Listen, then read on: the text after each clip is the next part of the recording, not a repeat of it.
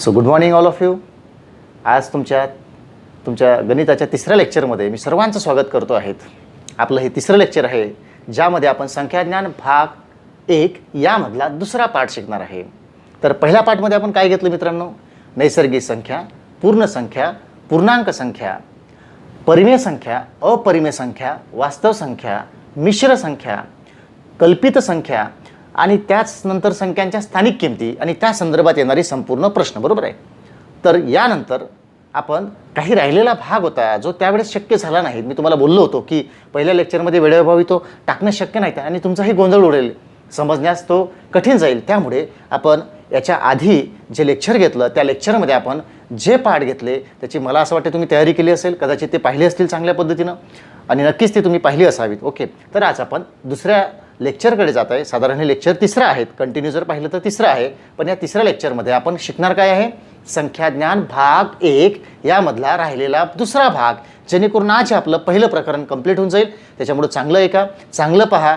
माझं पुन्हा एकदा तुम्हाला तेच एक वाक्य राहील. बघा मित्रांनो, आपल्याला एकदम आधीच म्हणजे आत्ताच एकदम कुठली तरी मोठी प्रकरणं आणायची, त्याच्यामधली उदाहरणं सोडवायची, ती समजणार आहे असं करायचं नाही. तुम्ही माझ्याशी जोडून राहा. अगदी आपण बेसिक टू ॲडव्हान्स पहिल्या प्रकरणापासून ते महत्त्वाचं असो नसो, एक्झामला येत असो नसो, तरीसुद्धा आपल्याला पहिल्यापासून आपली लिंक लावायची आहे. व्यवस्थित डेली प्रत्येक लेक्चर नियमितपणे पाहत चला. घर बसून तुम्हाला सर्व समजेल हमखास. ओके, तर पाहत चला. आपलं तिसरं लेक्चर आहे, यामध्ये आपण पहिल्या प्रकरणाचा दुसरा भाग जो की राहिलेला आहे तो आपण आज घेणार. ओके, सो बघा, आपण त्या दिवशी त्या लेक्चरमध्ये एक पाहिलं होतं बघा की आपण संख्यांच्या स्थानिक किमतीच्या बद्दल जे काही प्रश्न होते, एकक स्थानचा अंक शोधणे आहे, पटीची संकल्पना आहे, 10च्या घातामध्ये विस्तार करणे आहे. बरोबर आहे. याच सारखी आज 1-2 नमुने त्यामधले राहिलेले ते आपल्याला घ्यायचे बेसिक लेवलचे. मी परत सांगतो, एक उदाहरण तुम्हाला द्यायचं आहे. मला सांगा, आपलं इमारत आपण बांधत असतो. बरोबर आहे. माझं एक शिकविताना स्टेटमेंट राहतं, जितना ऊपर जाना है उतना नीचे जाना चाहिए. याचा अर्थ होतो काय? जेवढं आपल्याला वर जायचं असतं, जेवढी इमारत वर बांधायची असते ना, तेवढंच आपल्याला खाली सुद्धा येता आलं पाहिजे. कारण तेवढाच पाया आपल्याला खोलवर पाहिजे. बरोबर आहे.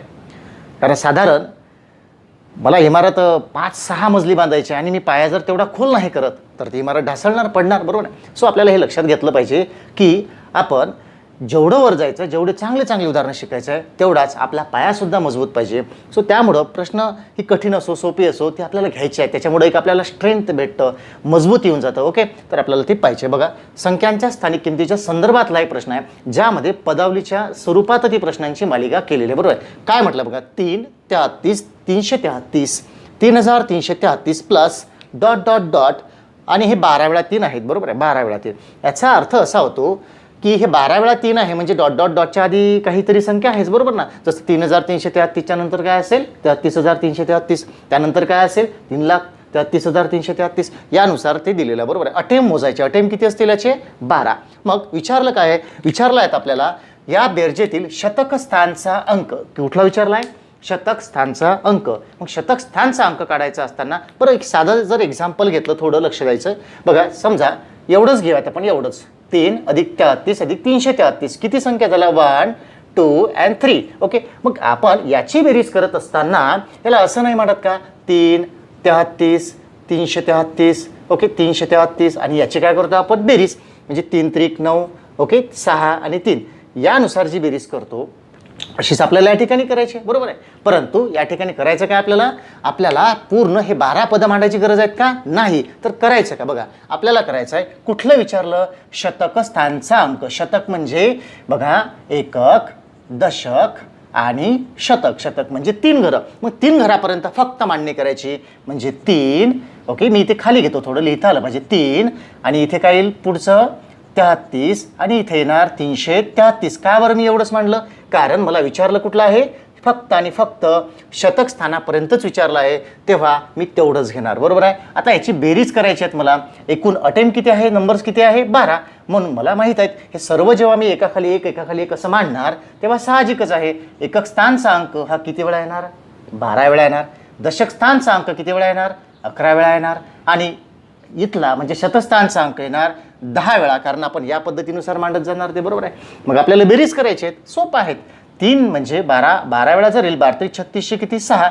8 3. 11 त्रिक 33 आणि 3 पुन्हा 36 6 हातचे 3, 10 त्रिक 30, 30 आणि 3 किती 3, 33 म्हणजे हातचा आला 3च फक्त.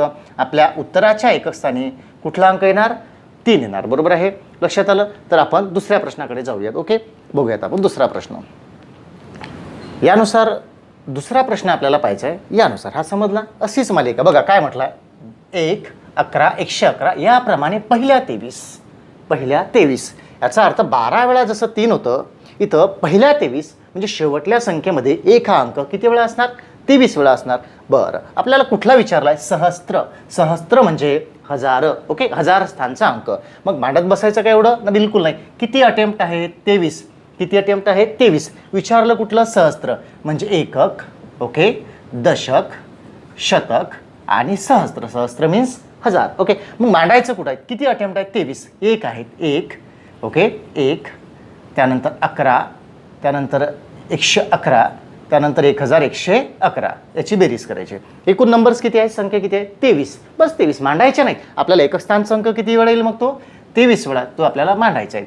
हा येईल 22 वेळा, हा 21 वेळा, हा 20 वेळा. राईट, म्हणजे 23 एक 23, 23 एक 23 3 हातचे आले किती 2.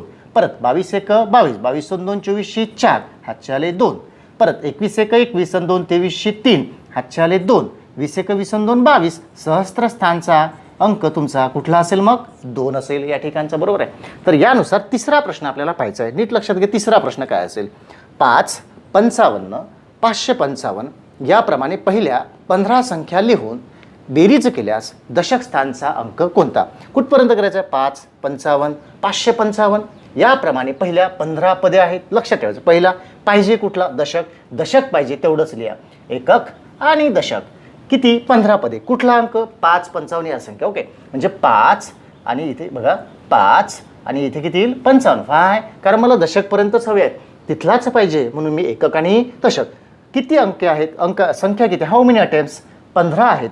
15 वेळा मांडत नाही बसायचं, पण आपल्या लक्षात येईल. म्हणजेच 15 संख्यांची बेरीज म्हणजे एकक स्थानचा 5 हा किती वेळा येणार आहे का खाली 15 वेळा. अर्थातच हा किती वेळा येणार 14 वेळा. म्हणजे याची बेरीज म्हणजेच काय 15 5 75 किती 5 हातचे आले 7. मग 14 5 70 आणि हे किती 7 म्हणजे 77. इथं आले 7. आपल्या उत्तराच्या या ठिकाणी किती येणार 7. तर या पद्धतीनं हे झाली एकक स्थानचा, दशक स्थानचा, शतक स्थानचा बेरजांच्या स्वरूपात विचारली जाणारी प्रश्न. तर यानुसार याची उत्तरं काढायला हवी. ओके, तर आपण आता दुसरा टॉपिक पोया प्रश्नांचा. ठीक आहे, लक्षात घ्या. तर बघा विद्यार्थी मित्रांनो, आपला पुढचा टाईप जो आहे उदाहरणाचा हा स्थानिक किमतीच्या संदर्भातच आहे. बघा याच्यामध्ये काय म्हटलेलं आहे, चलाच्या आहे. मी याला काय म्हणेल तर चलाच्या स्वरूपात म्हणजे चलाचा वापर झालेला आहे. ओके, चलाचा वापर. आता चल कशाला म्हणतात, जेव्हा एखाद्या संख्यांमध्ये अक्षराची मांडणी केली असेल, त्या अक्षराची मदत घेतली असेल, तर त्या अक्षराला चल असं म्हणतात गणिताच्या भाषेमध्ये. बरोबर आहे. तर साधारण थोडं नजर मारली आपण त्याच्यावर दिसेल, जसं ए आहेत, इथे ए आहेत, इथे बी आहेत. ओके, इथे पण बघा क्यू आहेत, याला चल असं म्हणतात. ओके, काय म्हणतात चल. चला बरोबर, कठीण आहेत का, दिसायला कठीण दिसतात ते, बिलकुल नाही. आपण जातोच त्याच मार्गाने आहेत. जाताना कुठलाच प्रश्न छोटासा मोठा तो काही असेल आपल्याला सोडायचा नाही आहेत. आपल्याला प्रत्येक पाठ घ्यायचा आहे. दॅट्स वाय हे सगळं लक्षात घेण्यासारखं आहे. बघा ना किती सोपं आहेत. काय म्हटलं त्याच्यामध्ये, पहिला क्वेश्चन घेऊयात आपण. 2p, चांगलं लक्ष द्या, 2p प्लस q ही 2 अंकी संख्या काय आहे 17 आहे. याचा अर्थ इज इक्वल टू 17. भाषा लक्षात घ्या प्रश्नांची. 2p प्लस q ही 2 अंकी संख्या 17 आहे. याचा अर्थ हे कोणाच्या बरोबर आहे 17च्या. परंतु काय म्हटलं बघा, परंतु q असेल कोणाच्या जागी, जर एकक स्थानी q असेल, एकक स्थानी कोण आहे आपला 7. याचा अर्थ असा होतो q is equal to 7. Right, एकक स्थानी q असेल, एकक स्थानी कोण आहे 7, म्हणजे q ची व्हॅल्यू कोणाच्या बरोबर 7च्या. मग उरलं काय 2p. अर्थातच 2p बरोबर काय असेल मग 10 असेल ना, कारण 10 अधिक 7 17. हे जर आपण असं मांडलं म्हणजे 2p अधिक q म्हणजेच 10 अधिक 7 बरोबर 17. म्हणजेच थोडक्यात 2p प्लस q म्हणजेच 10 अधिक 7 बरोबर 17 असं होऊ शकतं. बरोबर ना. म्हणजेच q ची व्हॅल्यू काय आहे 7, म्हणजेच 2p ची व्हॅल्यू किती 10. अर्थातच p बरोबर किती 5. हे अतिशय सोपं असतं. बरोबर आहे. याला सिमिलर असणारे भरपूर सारे क्वेश्चन आपल्याला पाहता येईल. बघा for an example, just for an example, 2a plus B ही 2 अंकी संख्या, फॉर एन एक्झाम्पल आपण इथे 35 घेऊयात. बघा 2a प्लस बी ही 2 अंकी संख्या किती आहे 35. सेम क्वेश्चन, एकक स्थानी जर 5 असेल तर उरलेल्याची व्हॅल्यू 5, 30 अधिक 5 35 होतो. म्हणजे 2a ची व्हॅल्यू किती असणार या ठिकाणी 30 असणार. म्हणजेच ए बरोबर किती मग 15, 15 दोन्ही 30, 30 आणि 5 35. अजून एखादा क्वेश्चन घेऊयात आपण. बघा 2a plus b is equal to 75, right. 2a plus b is equal to 75. परत 30 पोझिशन, एकक स्थानी बी आहे म्हणजे एकक स्थानी कोण आहे 5. मग अर्थात 5 म्हणजे उरलं कोण 70. याचा अर्थ 2a ची व्हॅल्यू म्हणजेच किती 70. म्हणजेच ए बरोबर 70 भागेला 2 म्हणजेच किती 35 हे त्याचं उत्तर असेल. लक्षात आलं. यानुसार चलाचा वापर या ठिकाणी झालेला असतो. अतिशय इनिशियल लेवलचे प्रश्न आहे, ती आपल्याला समजून घेणं गरजेचं आहे. याचा आपल्याला फायदा मोठ्या मोठ्या प्रकरणात होईल, मोठी मोठी उदाहरणं सोडत असताना होईल. त्याच्यामुळे छोट्याकडून मोठ्याकडे, सोप्याकडून कठीणाकडे हा जो गुणधर्म आहे गणित शिकण्याचा आणि शिकविण्याचा तो तुम्ही लक्षात घेतला पाहिजे. प्रश्न या पद्धतीचे येत राहतात बऱ्याचदा. याचं इम्प्लिमेंट दुसऱ्या एखाद्या मोठ्या प्रश्नात झालेलं असतं, बरोबर ना. तेव्हा ती सोडवित असताना हा बेस आपला तयार असणं गरजेचं असतो. तर लक्षात आलं. या ठिकाणी अशी असंख्य अजून एखादं उदाहरण आपल्याला पाहता येईल या ठिकाणी. बघा यानुसार हे वाक्यरचना तीच असेल. ओके, वाक्यरचना तीच असेल. इथे एक प्रश्न घेतोय 2x plus y is equal to 96. Okay, 96 काय म्हटलंय, जर असाच 2a जसं इथे घेतलं होतं तसं 2x plus y is equal to 96. जर एकक स्थानी y असेल मग y कोण 6, म्हणजे y इज इक्वल टू 6. तर साहजिक आहे 2x इज इक्वल टू 90, कारण 90 अधिक 6 96 होतं, बरोबर आहे. म्हणजे x इज इक्वल टू 90/2 म्हणजेच x इज इक्वल टू किती येणार या ठिकाणी 45 म्हणजे 45. आपली x ची व्हॅल्यू किती निघाली 45 निघाली. तर यानुसार आपल्याला हे पाहायचं असतं. ओके, लक्षात आलं. तर आपण आता दुसऱ्या प्रश्नाकडे जाऊयात. हे लक्षात आलं. याच्या पुढची स्टेप ही थोडी किचकट पण समजायला सुद्धा सोपीच आहे. ओके, तर आपण तिकडे जाऊयात. तर बघा विद्यार्थी मित्रांनो, यानुसार आपली ही प्रश्न कशी सुटतात ते बघायचं आपल्याला. बघा काय म्हटलं, प्रश्नाचं म्हणणं नीट समजून घ्या, प्रश्नाचं वाचन नीट करा, प्रश्नाचं वाचन करा, समजून घ्या त्याला व्यवस्थित. त्याचं आकलन चांगलं झालं पाहिजे. प्रश्नाला काय लागतं हे समजलं तर त्याला काय द्यावं हे आपल्या लक्षात येईल, बरोबर आहे. त्यानुसार आपल्याला द्यायचं. बघा काय म्हटलं काय त्याच्यामध्ये. बघा 98 मी प्रश्न लिहिलेला आहे त्या ठिकाणी वाचून घ्यायचा तो. 98 537 7 + 4a 5 + 2b हे या संख्येतील कुठल्या संख्येतील 98,537 या संख्येतील अनुक्रमे सहस्त्र व दशक. सहस्त्र मीन्स 1000, दशक सहस्त्र कोण 8, म्हणजे याचा अर्थ 8 हा कोण आहे सहस्त्र. याचा अर्थ सरळ सरळ आहे 7 + 4a हे 8 अंक आहेत. याची कोणा समान आहे 8च्या समान. आणि सहस्त्र दशक कोण आहे 3, म्हणजे याचा अर्थ 5 + 2b याची व्हॅल्यू किती असणार 3. या ठिकाणी थोडं चर्चा करणं गरजेचे आहे. बघा तर काय म्हणायचं आहे तुम्हाला. बघा 7 + 4a आणि 5 + 2b हे 98,537 या संख्येतील अनुक्रमे सहस्त्र म्हणजे कोण 1000, एकक दशक शतक हजार म्हणजे 8, राईट. आणि दशक म्हणजे कोण हा दशक कुठला आहे आपला या ठिकाणचा, एकक दशक म्हणजे 3. हे अनुक्रमे अंक आहे. या ठिकाणी याचा सब क्वेश्चन लक्षात घेणं गरजेचं. लक्षात घ्या, जर या ठिकाणी असं म्हटलं असतं, हीच संख्या मी प्रश्न रिपीट करतो, तुमचं लक्ष असणं गरजेचं आहे. जर हे 98,537 या संख्येतील अनुक्रमे सहस्त्र आणि दशक स्थानच्या स्थानिक किमती आहे, तर आपण काय केलं असतं त्या ठिकाणी इज इक्वल टू त्यांच्या स्थानिक किमती मांडल्या असते, बरोबर. प्रश्नाचे सब क्वेश्चन लक्षात घ्यायची त्यानुसारच, बरोबर आहे. म्हणजे आपल्याला पुढची लिंक लावता येईल. ओके, तर बघा सोडवायचं आहे. हे अनुक्रमे अंक आहेत. म्हणजेच या ठिकाणी 4a इज इक्वल टू 8 - 7, कारण इथं प्लस आहे तिकडे जाईल मायनस, म्हणजे 4a इज इक्वल टू इथे किती येईल 1, म्हणजे a इज इक्वल टू 1/4 म्हणजेच a is equal to 0.25, right. याचा भागाकार केल्यानंतर किती आपलं उत्तर 0.25. लक्षात येते सर्वांना. यानुसार आपल्याला b ची सुद्धा व्हॅल्यू काढायची. बघा कशी. याचं म्हणणं असं आहे की 5 + 2b म्हणजे 3, 5 + 2b म्हणजे 3, म्हणजे अर्थात 5 अधिक काहीतरी मिळवलं तर 3 येईल ना. तर आपल्याला b ची व्हॅल्यू काढायची. बघा कशी काढायची. 2b is equal to 3 + 5 - 5, right. +5 - 5. 2b is equal to आता हे अधिक 3 वजा 5. या ठिकाणी काय लक्षात घ्यायचं आहे, मोठ्या संख्येतून लहान संख्या मायनस आणि चिन्ह कोणाचं, मोठ्या संख्येचं. का बरं, अधिक वजा वजा चिन्ह मोठ्या संख्येचं. पुन्हा एकदा अधिक वजा वजा चिन्ह मोठ्या संख्येचं, म्हणजे इथे येईल -2. राईट. मग आता उरलं b इज इक्वल टू -2 गुणाकारात आहे, खाली जाईल भागेला 2. हे कट झालं. इथे उरणार किती, मायनस चिन्ह असल्यामुळे -1. म्हणजे याचा अर्थ असा झाला b ची व्हॅल्यू आली -1. हे तुमची व्हॅल्यू असेल. म्हणजे एकूणच ह्या पूर्ण प्रश्नांचं उत्तर जर असेल तर काय असेल बघा, या प्रश्नाचं उत्तर असेल आपलं a ची व्हॅल्यू झाली 0.25 आणि b ची झाली -1. हे तुमचं टोटल उत्तर झालं या ठिकाणचं. ओके. तर आपण आता पुढच्या प्रश्नाकडे जाऊयात. तर बघा, यानुसार आता जसा वरचा प्रश्न आपण सोडविला होता तसाच आपल्याला खालचा प्रश्न सोडवायचा. प्रश्नाचं वाचन व्यवस्थित करूयात आपण. बघा 78, बघा काय म्हटलं, 78 कंसामध्ये, म्हणजे इथे लिहितोय मी 78 कंसात 4 + 5a 32 इज इक्वल टू ही 5 अंकी संख्या 78,932च्या समान आहे. 78,932च्या काय आहे, समान आहे. याचा अर्थ असा होतो की 78 कंसात 4 + 5a हे दिलेलं आहे. याचा अर्थ या ठिकाणचा अंक आपल्याला दिलेला नाही, बरोबर ना. बघा ना, 5 अंकी संख्या म्हणजे कोण, 78,900 किती 32, बरोबर आहे. म्हणजे इथं 32 दिलेलं आहे, इथं 78, इथं 32 आहे, इथे 78 आहे. म्हणजे मध्यात कोण आहे, 9 आहेत. म्हणजे याचा अर्थ सिम्पल आहेत ना, की हे जे आहे 4 + 5a म्हणजेच तसं 78 78 32 32 उरलंच कोण 9.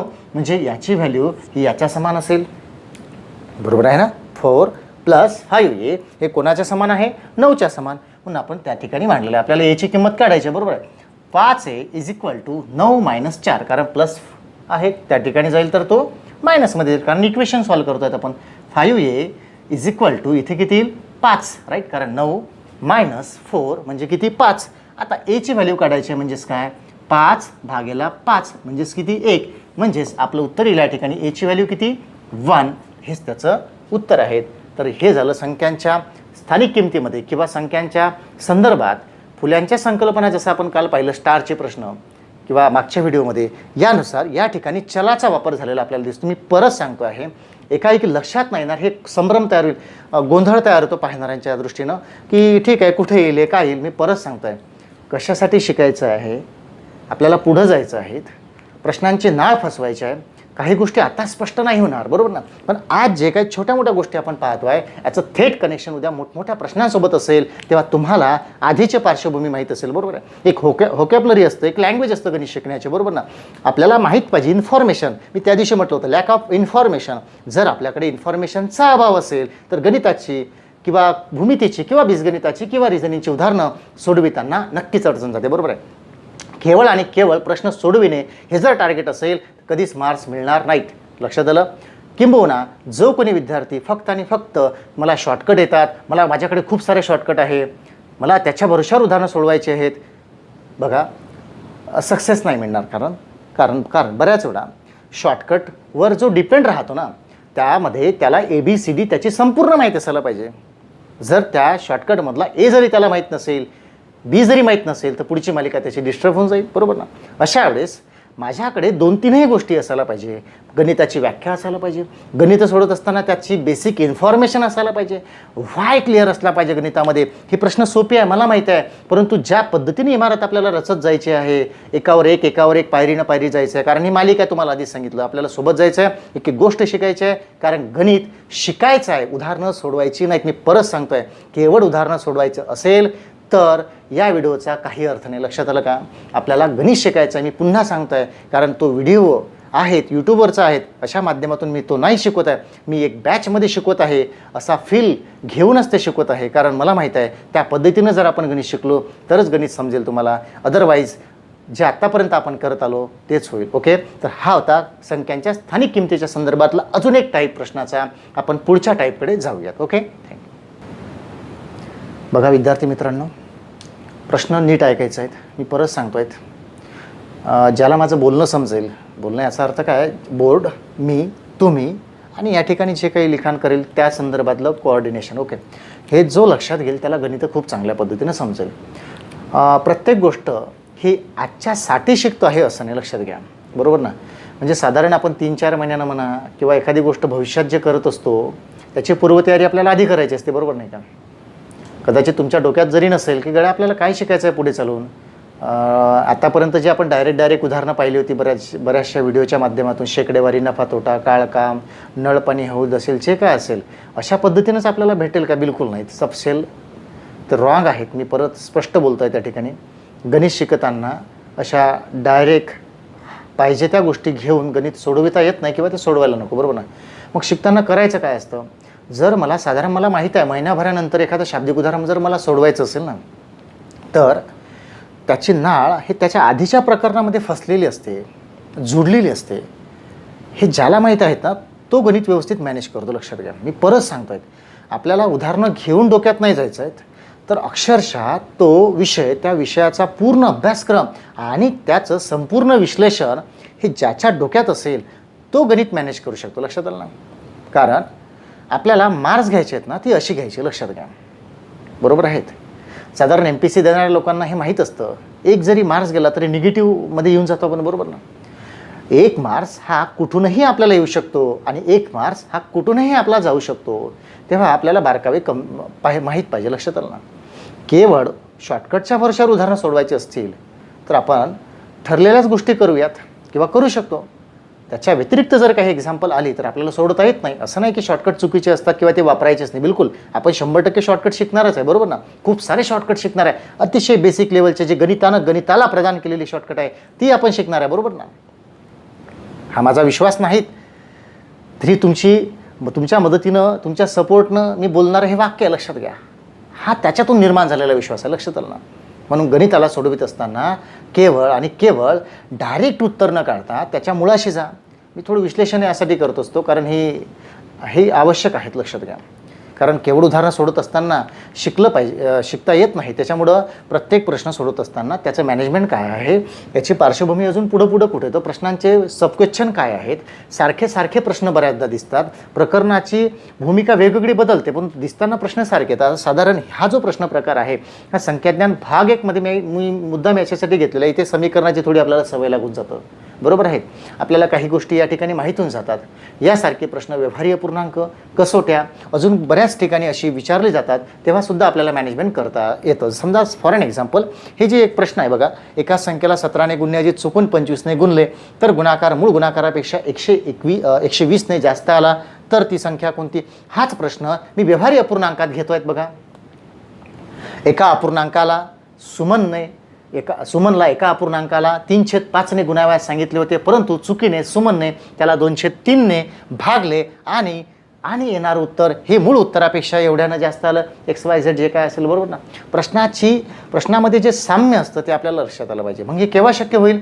ज्याचा सिलेबस ॲनालिसिस चांगला असेल. लक्षात घ्या, ज्याला सिलेबस माहीत असेल, अभ्यासक्रम माहीत असेल, विश्लेषण जबरदस्त असेल, तो या पद्धतीनं गणिताला मॅनेज करू शकतो, बरोबर आहे. तर बघा काय करायचं आपल्याला, बघा नीट लक्षात घ्या. आता प्रश्न वाचायचे आहेत परत, मी सारखी प्रश्न घेतलेले आहेत, फक्त सगळ्यांनी लक्ष दिलं पाहिजे की काय करायचं आहे. चांगलं लक्ष द्या. हा प्रश्न क्रमांक 1 आहे, हा प्रश्न क्रमांक 2 आहेत, लक्षात घ्यायचं, आणि हा प्रश्न क्रमांक 3 आहेत. मग हा काय आहेत, तर ह्याचा सब क्वेश्चन आहे. लक्षात घ्या, सब क्वेश्चन. आता सब क्वेश्चन सुद्धा माहीत असले पाहिजे. असा तर याची दुसरी बाजू काय असेल, ओके, तर त्यानुसार म्हणजे तिघांचेही सब क्वेश्चन या ठिकाणी एका याच्यामध्ये मी मांडलेला आहे. सोडवायचा नाही तो आपल्याला फक्त लक्षात घ्यायचं आहे की, कारण काय होतं बऱ्याचदा अभ्यासामध्ये जर गॅप असेल, रिव्हिजन कमजोर असेल ना आपली, तर आपल्याला हाय तोच वाटतो आणि तोच वाटतो, बरोबर आहे. अशा वेळेस चुकीचं इम्प्लिमेंटेशन होऊ नये त्यासाठी आपल्याला हे पाहायचं. बघा प्रश्न नीट वाचूयात आपण. समीकरणाच्या माध्यमातून सुद्धा हा प्रश्न सुटतो. बघा, एका संख्येला 12 ने गुणण्याऐवजी चुकून 21 ने गुणले. काय म्हटलंय प्रश्नामध्ये बघा, कितीने गुणायला पाहिजे होतं? 12 ने, राईट. 12 ने. कितीने गुणले? 21 ने, राईट. कितीने गुणायला पाहिजे होतं? 12 ने. गुणले कितीने? 21 ने. आणि आलेलं उत्तर जे काय असेल तर गुणाकार मूळ गुणाकारापेक्षा 108 ने जास्त आला, राईट. 108 ने जास्त आला. सब क्वेश्चन पाहायला पाहिजे. याला पहिल्यांदा सोडून घेऊ, नंतर याचा सब क्वेश्चन काय आहे तो आपण बघूया, ठीक आहे ना. बघा काय म्हटलंय, समजा आपल्याला माहीत नसेल तर आपण या ठिकाणी x चा वापर करू शकतो, बरोबर आहे. समजा ती संख्या बरोबर x घेतली आपण, कारण एका संख्येला म्हटलंय, नेहमी शाब्दिक उदाहरणं सोडत असताना प्रश्नाचा मेन क्लास म्हणजे प्रश्नभाग आणि माहिती भाग हा दोन्ही आपल्याला पाहिला पाहिजे, बरोबर आहे, समजला पाहिजे. हे कधीच आपण लक्षात घेत नाही, उत्तरं काढण्याच्या मागं लागतो, रेस लागली आहेत उत्तरं काढण्याची, तसं नाही.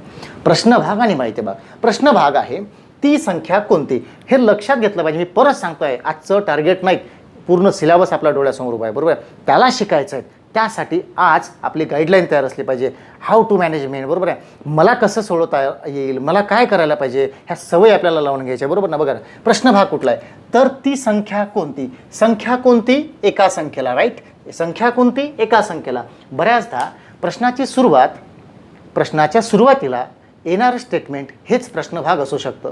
त्याच्यामुळे प्रश्न विश्लेषण करता आले पाहिजे, याची आपण सवय लावूयात हळूहळू नेक्स्ट लेक्चरपासून, ठीक आहेत ना. तर बघा काय करायला पाहिजे. समजा ती संख्या माहीत नाही एक्स घेतली, उदाहरणानुसार कितीनं गुणायला पाहिजे तर 12ने.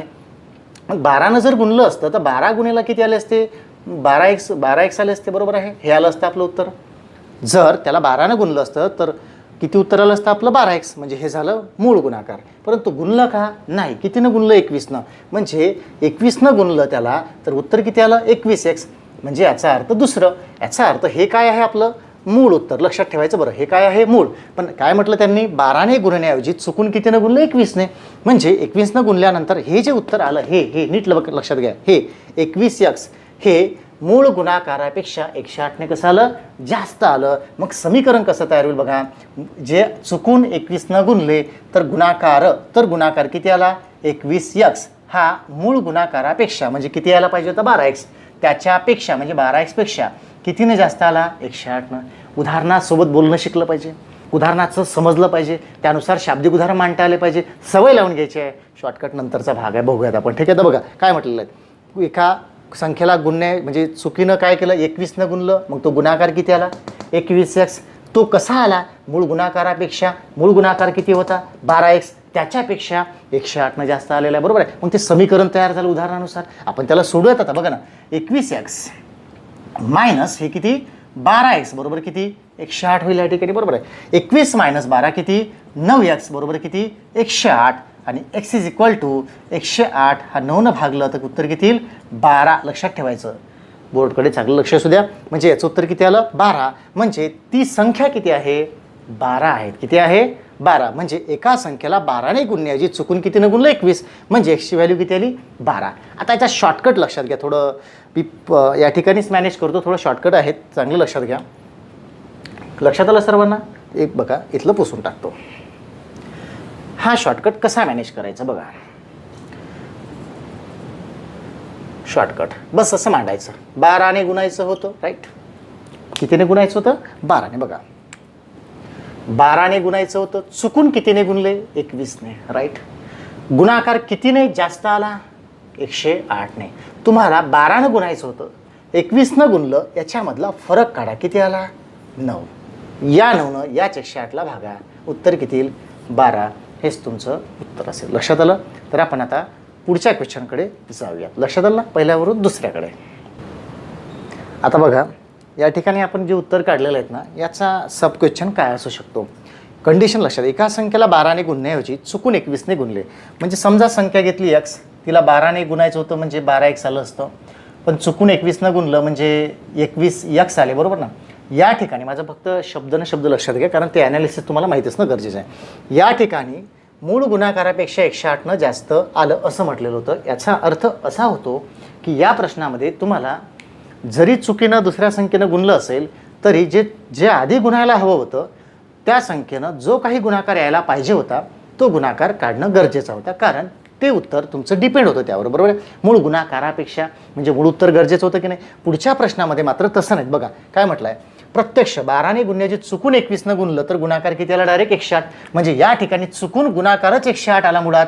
याचा संबंध जे उत्तर यायला पाहिजे होतं त्याच्याशी जोडलं का, बिलकुल नाहीत. मग हे समजून घ्यायला पाहिजे. सब क्वेश्चन काय, सारखेपणा आपल्याला लक्षात घ्यायला पाहिजे. या प्रश्नामध्ये काय दिलेलं आहे, त्या प्रश्नामध्ये काय दिलेलं आहे. इथं समीकरण कसं तयार होतं, डायरेक्ट चुकून 21नं म्हणजे एका संख्येला 21नं गुणलं असता गुणाकारच 108 आला मुळात. याला सोडवायचं आहे, बरोबर आहे. तो प्रश्न याच्यावरून घेतला त्याच्यामुळे तो सोडवायचा नाहीत आपल्याला. लक्षात आला. दोन ठिकाणामध्ये काय फरक आहे. ह्या प्रश्नामध्ये हा ओरिजिनल आपला प्रश्न आहे. या प्रश्नामध्ये जे चुकून येणार उत्तर आहे त्याचा संबंध किंवा ते कोणावर डिपेंड आहे, जे यायला पाहिजे होतं त्याच्यावर डिपेंड आहे. कारण च्यापेक्षा जास्त आहे कोणापेक्षा, मूळ गुणाकारापेक्षा. म्हणून मूळ गुणाकारसुद्धा काढणं गरजेचं होता आणि चुकीचंही उत्तर आपल्याला गरजेचं होतं. म्हणून या ठिकाणी याला सोडवायचं नाही आहेत. So clear? ओके. आता यासारखे प्रश्न कमीने आला उत्तर किंवा जास्तने आला उत्तर तरी प्रश्न तोच असेल. बघा जसं काय म्हटलं होतं या ठिकाणी, जास्त आला, राईट. आणि खालच्या प्रश्नामध्ये काय, कमी आला, 135ने कमी आला. मग हे सोडवायचं कसं आहे नीट लक्षात घ्या. एका संख्येला 32ने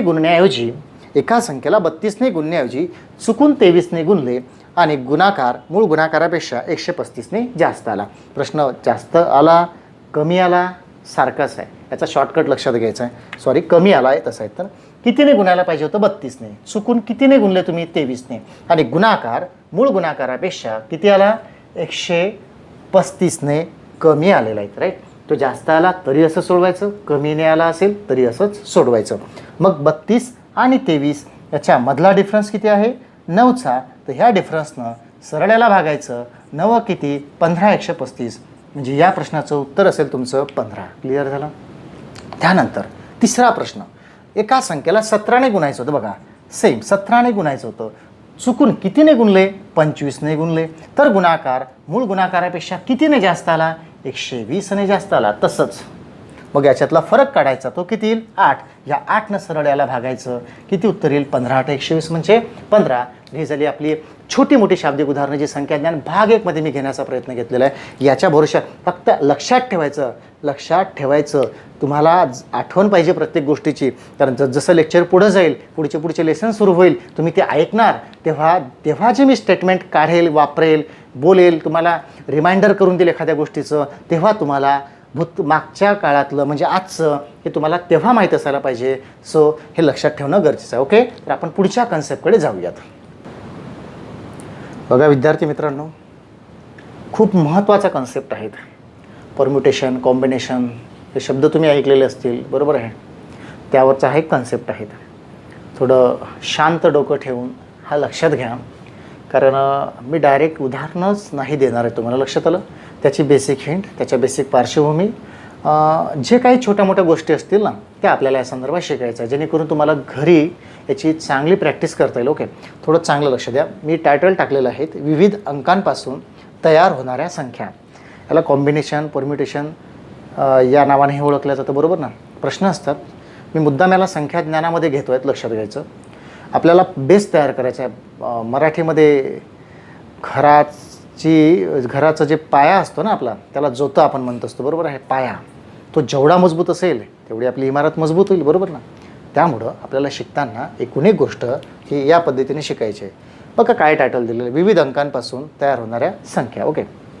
तर आपल्याला हे पाहायचं आहे. याला फॅक्टोरियल मेथडनंही सोडविता येतं, लक्षात घ्या. मग आपण ॲटलिस्ट शिकतो काय आहेत आता हे लिहिलं तर खरं सगळं सुरू आहेत किंवा चाललो आहेत प्रवाहासोबत, असं नाहीत. ॲटलिस्ट आपण काय शिकतो आहे, कशाबद्दल बोलतो आहे, कोणाबद्दल बोलतो आहे, हे पहिल्यांदा आपल्याला पाहणं गरजेचं आहे, बरोबर आहे. तर बघा, साधारण तुमच्या लक्षात येण्यासाठी म्हणून एक प्रश्न घेतो आहे. जर मी या ठिकाणी घेतलेला आहे 3 आणि 4, राईट. मग माझा प्रश्न असा आहे, 3 आणि 4 यांना एकचदा यूज करायचं आहे, पुनरावृत्ती नाही, रिपिटेशन नाही. ओके. एकचदा यूज करायचं आहे. असं असताना यापासून किती संख्या तयार होईल, हा जर प्रश्न विचारला तर बघा, एक तर 34 तयार होईल आणि दुसरं 43 तयार होईल. लक्षात आलं? प्रश्न काय शिकतात आपण, लक्षात आलं ना. याचे 2 प्रश्न असतात. बऱ्याचदा आपण ती एकत्र घेत नाहीत, बरोबर ना.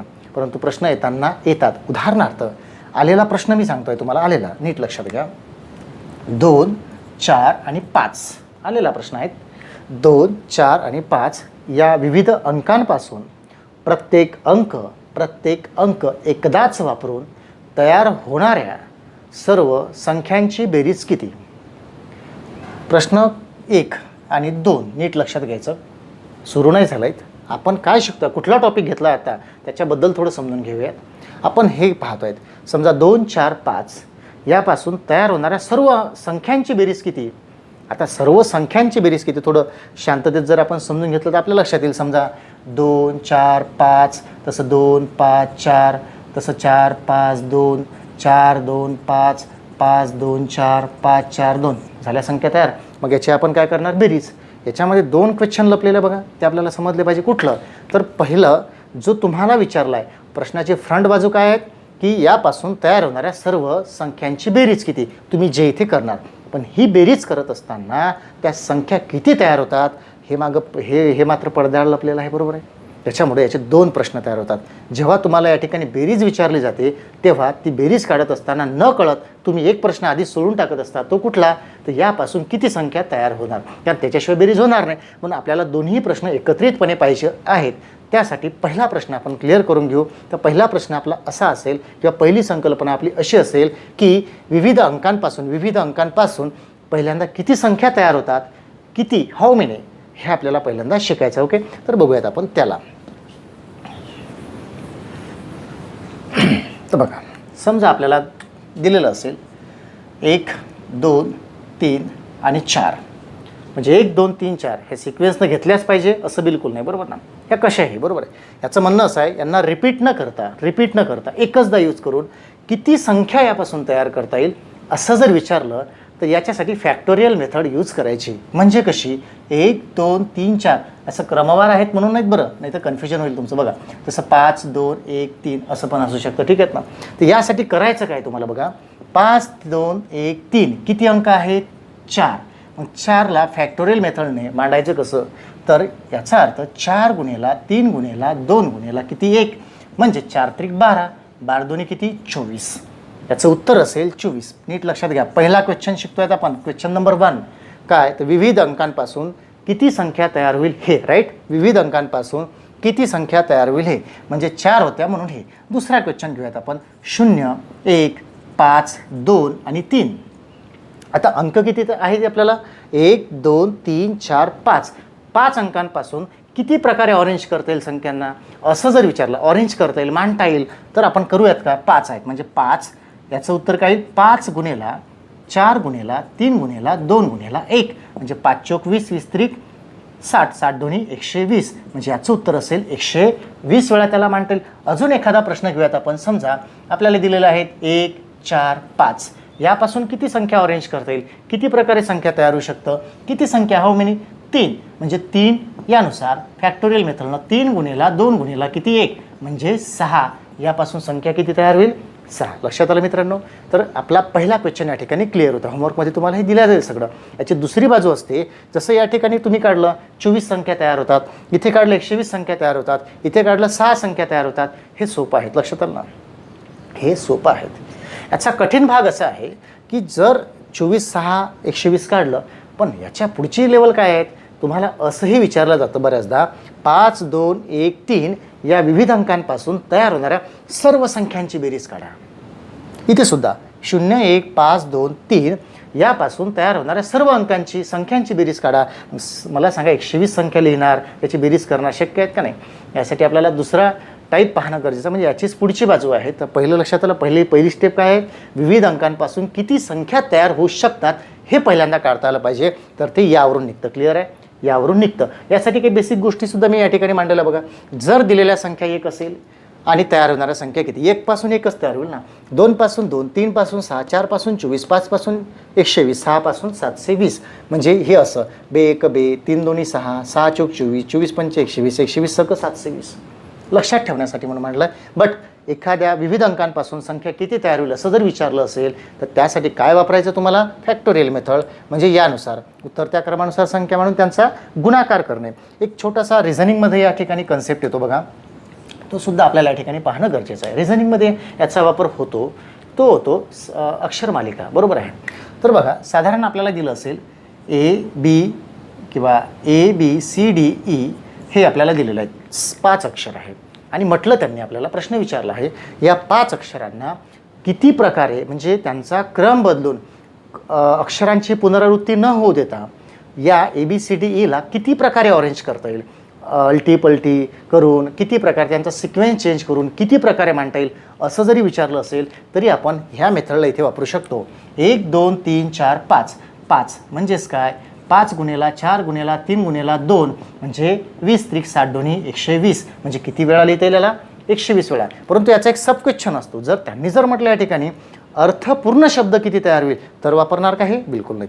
फक्त किती प्रकारे ऑरेंज करता येईल तरी शॉर्टकट या ठिकाणी यूज करता येते किंवा ही मेथड त्या ठिकाणी यूज करता येते. बट या ठिकाणी जर म्हटलं अर्थ, मिनिंगफुल वर्ड्स, मिनिंगफुल वर्ड जर म्हटलं तर हे शॉर्टकट या ठिकाणी चालणार नाही. असं ते एकमेकांशी काय असतं, कनेक्शन असतं. तर पहिली बाजू या प्रश्नाची समजली, हे थोडं लक्षात ठेवण्यासारखं. याच्या मी शॉर्टकटसाठी पुढच्या याच्यात वापर करणार, लक्षात आलं यानुसार चालेल. तर आता आपण याची पुढची बाजू बघूया की ज्यामध्ये तुम्हाला बेरजा करायच्या असतील. Okay, so ready. सुंदर आणि छान प्रश्न आहेत, अतिशय महत्त्वाचा आहे खरं म्हणजे तो. ठीक आहे, तर संख्याज्ञानामध्ये आपण घेतो, त्याला लक्षात घ्या. बघा प्रश्न घ्या. 4, 2, 5 यापैकी प्रत्येक अंक एकदाच वापरून तयार होणाऱ्या सर्व संख्यांची बेरीज किती? मला काहीच माहीत नाही, मला ना शॉर्टकट माहीत आहे, ना मला संकल्पना माहीत आहे, त्याचा बेस माहीत आहे. मग मी अशा वेळेस काय करेल, माझी धावपळ काय असेल, मी पहिल्यांदा असं करेल. त्याला बघा दिलेले अंक 4, 2, 5, मग मी त्यापासून तयार होणाऱ्या विविध संख्या तयार करण्याचा प्रयत्न करेल. बरोबर आहे. कशा? 4, 2, 5, 4, 5, 2, 2, 5, 4, 2, 4, 5, 5, 2, 4, 5, 4, 2 यानुसार. आता जर तुम्ही रफमध्ये वगैरे करून पाहिलं तर याची बेरीज येते 24, 42. झालं, माझं उत्तर भेटलं मला. चांगलं लक्ष द्या, कन्सेप्ट आहेत, कारण मी प्रश्न नाहीत, कन्सेप्ट समजून सांगतोय. चांगलं डिटेलमध्ये लक्ष द्या, व्यवस्थित समजून घ्या. त्याला बघा काय म्हटलं, दिलेले अंक होते 4, 2, 5, त्यापासून तयार होणाऱ्या संख्या होत्या या 6, 1, 2, 3, 4, 5, 6. याची बेरीज किती? 24, 42. संपलं, उत्तर निघालं. संपलं, ते लवकर निघून गेलं, कारण आपल्याला दिलेले अंक किती होते? 3. याच ठिकाणी 4, 2, 5 अजून 1, 2 अंक वाढले तर बेरीज वाढेल. शुअर, बेरीज वाढेल. संख्या वाढेल. या ठिकाणी मला माहीत होतं, तुम्हाला माहीत होतं, संख्या कमी होत्या म्हणून पटकन कळलं की आपल्याला 6 संख्या तयार होत्या आणि त्या पटपट करून टाकल्या आणि त्याची बेरीज पण केली. बरोबर ना? जर अंक वाढले तर मग काय करायचं? तर यासाठी थोडं एक शॉर्टकट लक्षात घ्या. तो शॉर्टकट समजून घेणं फार गरजेचं आहे, कारण बॅचमध्ये जेव्हा मी प्रत्यक्ष हा कन्सेप्ट शिकवित असतो तेव्हा चांगला डिटेलमध्ये लिहून दिला जातो. How to implement, how to manage, कसं सॉल्व करायचं, स्टेप कुठल्या घ्यायच्या, हे लक्षात राहतं जेणेकरून. पण आज मी थोडं वेगळ्या पद्धतीने सांगतो आहे. हा शॉर्टकट रिपीट करू तुम्ही चांगला करायचा, अतिशय सोपं आहे. बऱ्यापैकी मुलांना हा माहीत असतो, लक्षात घ्या, कारण अभ्यासामध्ये या गोष्टी असल्याशिवाय आपल्याला मार्क्स घेता येणार नाही. तर बघा करायचं काय, बस फक्त एवढं पाहायचं. दिलेले अंक किती आहेत? 4, 2 आणि 5 म्हणजेच किती? 3. राईट. किती आहे? 3. राईट. आता 3 तयार होणाऱ्या संख्या फॅक्टोरियल मेथडनं जर काढलं, तयार होणाऱ्या संख्या 3 आहेत ना, म्हणून यानुसार तर 3 गुणेला 2 गुणेला 1 म्हणजे 6 संख्या तयार होणार या ठिकाणी. क्लिअर होणार विद्यार्थी मित्रांनो? किती संख्या तयार होईल हे असं टेबलनुसार म्हणा, फॅक्टोरियल मेथडनुसार म्हणा. इथे फॅक्टोरियल मेथडनं काढलं आहे, 3 आहेत म्हणून 3 नुसार किती संख्या तयार होईल? 6 संख्या तयार होईल. पहिला क्वेश्चन झाला. मी काय म्हटलं होतं मग, अशी आठवते माझं म्हणणं असेल, लक्षात असेल तर, यामध्ये 2 क्वेश्चन ॲटोमॅटिक सुटतात. दुसरा जो विचारला आहे तो सुटतोच बेरजेचा, बट त्याच्या आधी न कळत तुम्हाला हा सुद्धा सोडवावा लागतो, कारण त्याच्याशिवाय पुढे जाता येत नाहीत. मग आता 6 संख्या तयार झाल्या, तर बघा करायचं काय, नीट लक्षात घ्यायचं. ह्या संख्या जेवढ्या तयार होतात ना, त्या 6ला किती नंबर्स आहेत? 3. त्या 3 फक्त भागायचं. भागलं किती आलं उत्तर? 2. स्टेप लक्षात घ्यायच्या, कारण विसरून झालं नाही तर. बघा काय म्हटलं आहे, पहिल्यांदा फॅक्टोरियल मेथडने किती संख्या तयार होईल या विविध अंकांपासून? 6 झाल्या. 6 मग ह्या 6ला किती नंबर्स दिले आहे तुम्हाला? Given the numbers 3. ह्या 3 भागले, उत्तर किती आलं? 2. आलं 2. मग या प्रत्यक्ष अंकांची बेरीज करायची, ती किती आली? 11 आली. 11. या 11ला हे 2 गुणायचं म्हणजे किती आले? 22 आले. 22 लक्षात ठेवायचं स्टेप वाईज. आता अंक किती आहेत? 3 अंक आहेत म्हणून या 22ला 3 वेळा मांडायचं. कसं मांडायचं ते लक्षात घ्या. 22, 22 आणि 22. एक अंक फक्त इकडे काढायचा बाहेर. ओके, आणि याची बेरीज करून घ्यायची. 2, 4, 4, 4 सॉरी 2 म्हणजे 24, 42 त्याचं काय आहे? उत्तर आहे. यासारखे आपल्याला अजून आणखी प्रश्न पाहता येईल, तर हे पुन्हा लक्षात घ्या. हे सर्व मी असंच ठेवतो. या ठिकाणी अंक वाढू शकतात, आपल्याला पाहायचं आहे. मी 4, 2, 5च्या ठिकाणी अंक चेंज करतो. राईट. आता बघा करायचं काय आपल्याला, बघा आता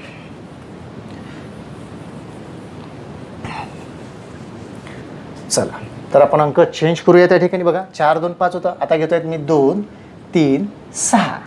प्रश्न कसा तयार झाला आता? 2, 3, 6 यापैकी प्रत्येक अंक एकदाच वापरून तयार होणाऱ्या सर्व संख्यांची बेरीज किती? परत मी या ठिकाणी तशा संख्या मांडणार. बरोबर आहे. आपल्याला मांडायची गरज आहे का आता? नाही. आता आपल्याला शॉर्टकट माहीत आहे, पण कसं करायचं? दिलेले अंक किती आहे?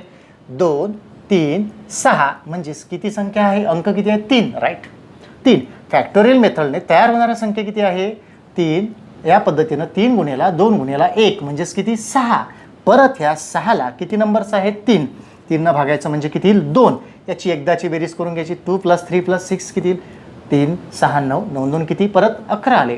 परत ह्या दोनने त्याला गुणायचं म्हणजे किती येईल, 22. असं नाही की मगाशी 22 आलं होतं, मगाशी याची बेरीज तेवढी, तसं नाही. आपण संख्या चेंज केल्या, ते आलेलं आहेत, बरोबर ना. 3 आणि 2 किती, 5 5 आणि 6 11, 22 आलं. परत 22ला किती वेळा मांडायचं, कारण 3 वेळा म्हणून 3 वेळा. 22 22 22, परत याची बेरीज किती येईल, 24 42. लक्षात आलं. दुसरा क्वेश्चन. परत या ठिकाणी मी नंबर्स चेंज करतो. आता बघूयात तिसरा. आकडे फक्त चेंज करायचे, कारण ह्या सगळ्यांना सोडविताना हा शॉर्टकट चालतो, लक्षात घ्या. हे लक्षात ठेवणं फार गरजेचं आहे. किचकट आहेत पण अतिशय सोप्या भाषेत मी सांगण्याचा प्रयत्न करतो. या ठिकाणी नंबर्स बदलून घेतो. आता बघा, 1 0 2 5 5. आता संख्या किती तयार झाल्या, 5. लक्षात आलं. सेम आपल्याला फॉलो करायचं, लक्षात घ्या. 5 अंक असो, 6 अंक, 7 अंक, जे काय असेल घरी प्रॅक्टिस करायची आपल्याला, बरोबर ना. यानुसार फॉलो करायचं आहे. कितीही नंबर्स दिलेले असतील, बरोबर आहे, आपल्याला जस्ट हा फॉर्मॅट आपल्याला यूज करायचा. बघा काय करायचं आहे. दिलेले अंक किती आहे, 1 2 3 4. 1 0 2 5 म्हणजे किती अंक आहे, 4 अंक, किंवा त्याला काय म्हणू आपण, 4 संख्या, राईट. 4 संख्या. 4 संख्येपासून फॅक्टोरियल मेथडनं तयार होणाऱ्या संख्या म्हणजे यानुसार 4 गुणेला 3 गुणेला 4 गुणेला 3 गुणेला 2 गुणेला 1 म्हणजे 4 3 12 दोन्ही किती, 24. म्हणजे या 4 पासून किती संख्या तयार होईल, 24, राईट.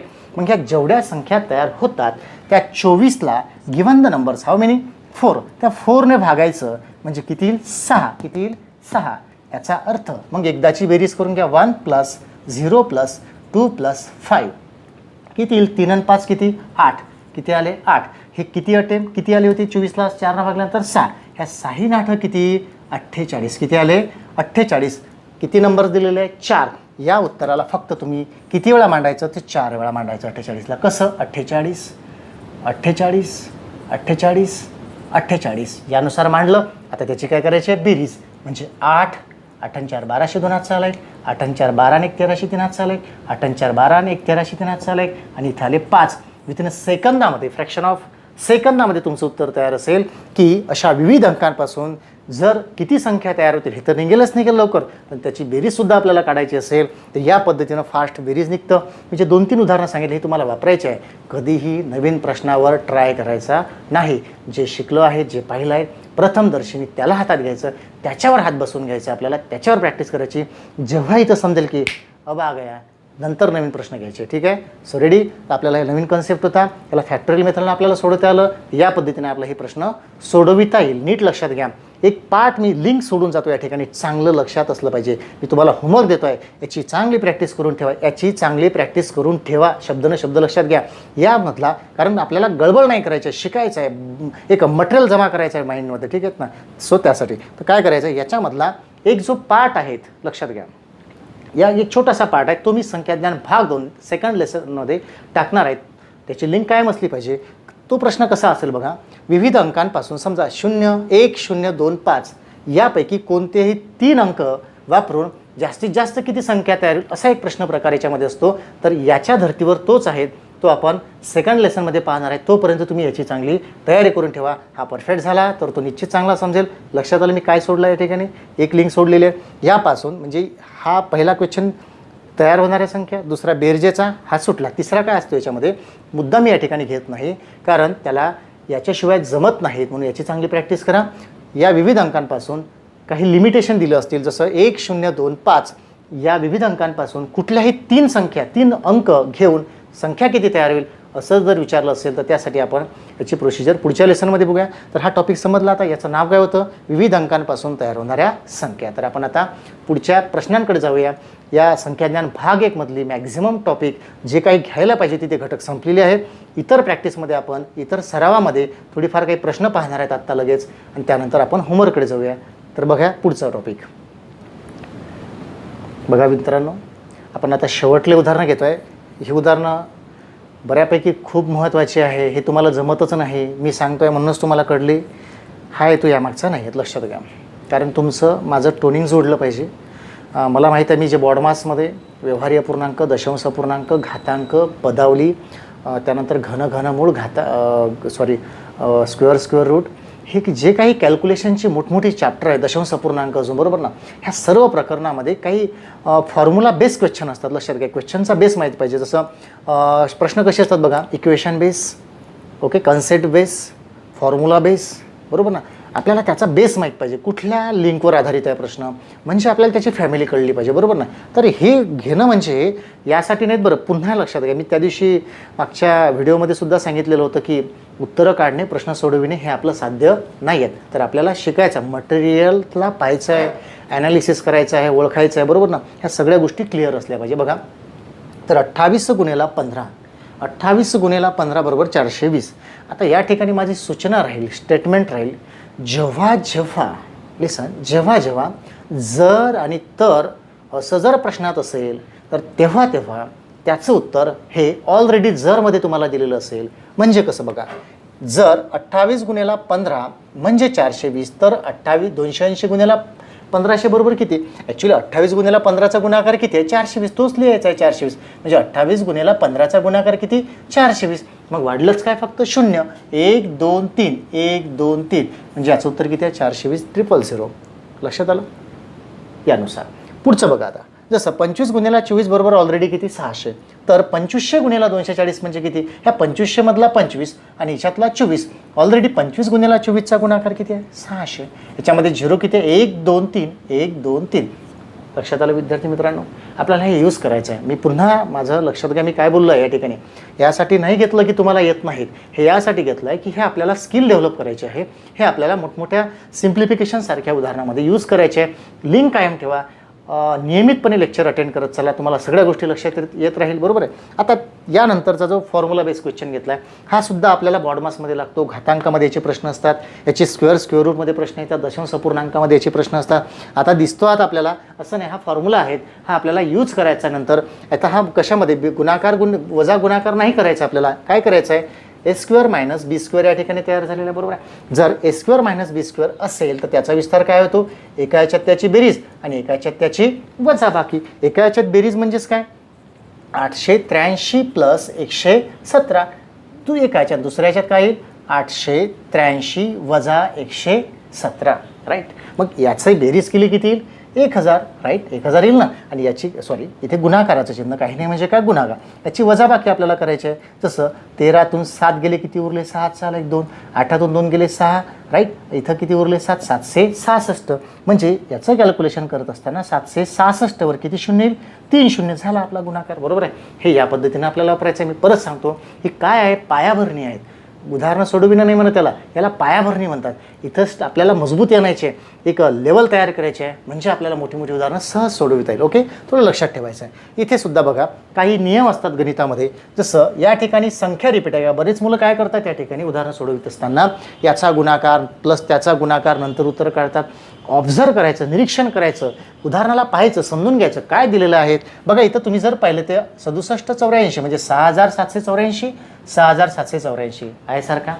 या ठिकाणी नियम असतो, लक्षात घ्या. जर a × b प्लस किंवा मायनस लिहून घ्यायचं आहे, प्लस किंवा मायनस a × c असेल, आहे उदाहरण त्याच फॉर्मॅटमध्ये. जर a × b इथे प्लस किंवा मायनस अँड a × c असेल तर यामधला a जो आहे हा कॉमन निघतो आणि यातमध्ये काय b, मग इथे प्लस किंवा मायनस जे असेल ते करून घ्यायचं. सो या ठिकाणी काय करायचं आपल्याला मग, म्हणजे 6784 कॉमन निघेल. मग उरलंच काय, 786 प्लस प्लस आहेत म्हणून आणि इथे 214. जर याची बेरीज केली 700 2 900 आणि हे 100 म्हणजे 1000, याची बेरीज येईल 6784 गुणेला याची ॲडिशन किती, 1000. म्हणजे झाला आपला गुणाकार बेरीज जे काय असेल ते. या ठिकाणी 3 शून्य ठेवून द्यायची गरज आहे आपल्याला. झालं 6784 आणि हे तिथले 3 0. सेम प्रोसिजर खाली करायची. बघा काय होत या ठिकाणी, 67 65 कॉमन काढल्यानंतर 974 मायनस आहेत म्हणून मायनस काय, 874.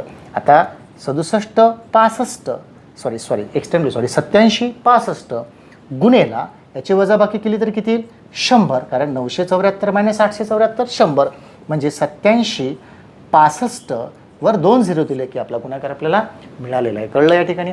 अतिशय सोपे पार्ट होते. पुन्हा लक्षात घ्या, या ठिकाणी आपलं खऱ्या अर्थानं पुन्हा सांगतोय, खऱ्या अर्थानं संख्याज्ञान भाग आहे. जस्ट एक पहिलं चॅप्टर मी या ठिकाणी कंप्लीट केलेलं आहे.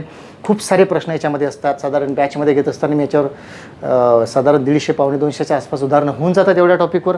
पण त्यापैकी जे काही बघा, पुन्हा मी तुम्हाला एक शाश्वत वाक्य बोलतो या ठिकाणी. मी संख्याज्ञान भाग 1 या पहिल्या चॅप्टरमधला जे काही घ्यायला पाहिजे, जे त्या चॅप्टरच्या दृष्टिकोनातून महत्त्वाचं असतं ते त्यामध्येच येतं, असं कुठलाच टॉपिक यामध्ये सोडलेला नाहीत.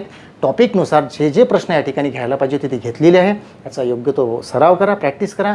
यानंतर दुसरं प्रकरण असेल आपलं संख्याज्ञान भाग 2, ज्यामध्ये समसंख्या, विषमसंख्या, मूळ संख्या, संयुक्त संख्या, सहमूळ संख्या आणि त्याची शाब्दिक उदाहरणं, अशीच उदाहरणं, वेगवेगळ्या टॉपिकवरची उदाहरणं, सब क्वेश्चन काय, असं वेगवेगळं त्या ठिकाणी आपल्याला पाहायचं आहे. बरोबर आहे.